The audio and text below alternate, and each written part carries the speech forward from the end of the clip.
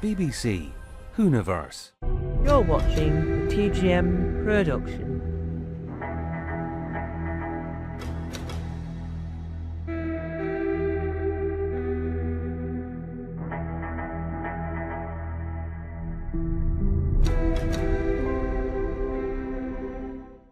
Hello, and welcome to our very short video here on the 23rd of April 2026 at 7:32 AM on the Tom Mason YouTube channel.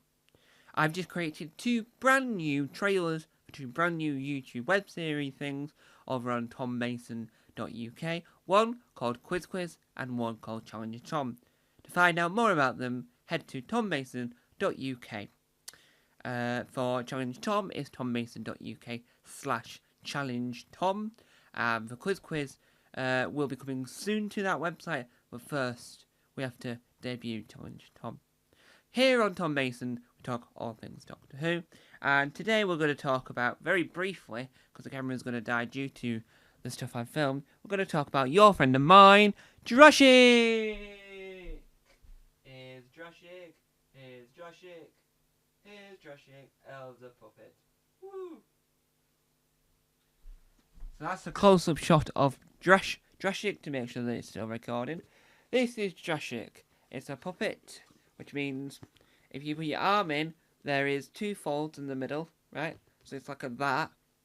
So if I move the mouth like that, the mouth will move with me. And I think this, for Drashik, is an excellent sort of merchandise opportunity. So if you look inside it, you can sort of see the inner.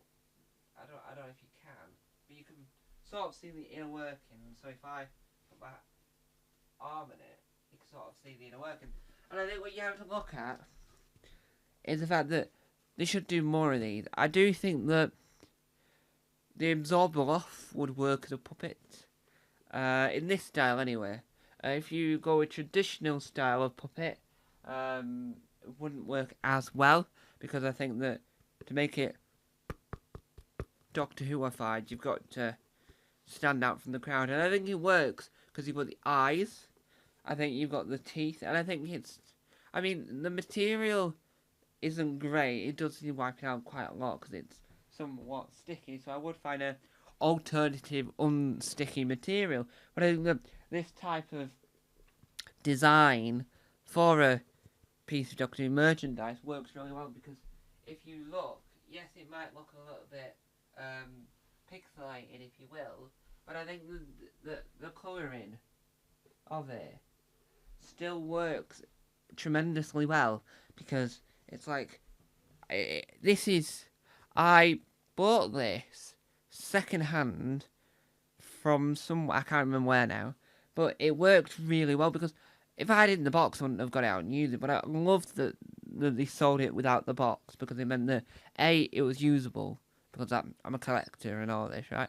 And B, it meant that it looks really nice. I don't know about you, but I just think the nicer these things look, I think the better you get as an item, because it becomes a more quality base item, and I think that's a good thing. I also believe that it gives you more scope from a filmmaker's point of view, and I think that it showcases that at one point or another we had the passion. I just think that we need more of it. We need more puppet-based Doctor Who toys. I don't know how popular the puppet, in that sort of sense, market is.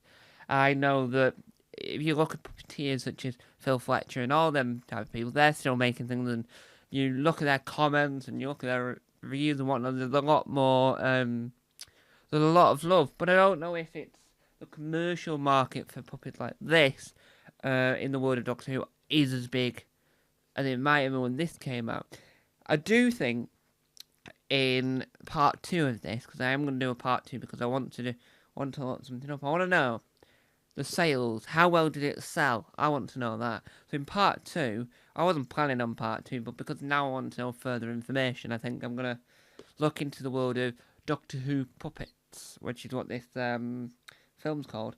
And I think that it's really interesting to see how many units it sold, because I think Drashik is not one of the most well-known villains in the world of Classic Who. I don't think everyone will immediately know who Jurassic is, but I think Jurassic is just perfect. It's like if Godzilla, the Japanese 30s Godzilla became a villain. Well, he already was a villain, but became a puppet. But like that, we had action figures for Godzilla.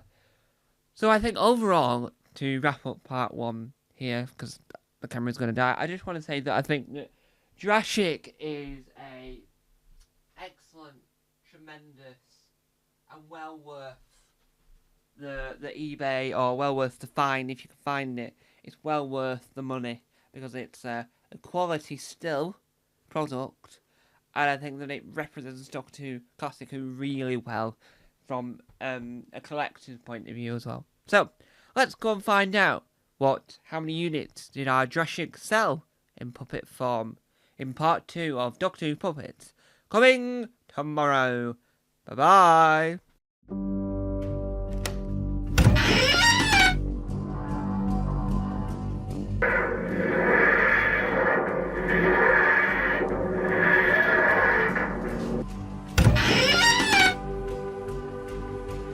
Don't forget to subscribe to the official Tom Mason YouTube channel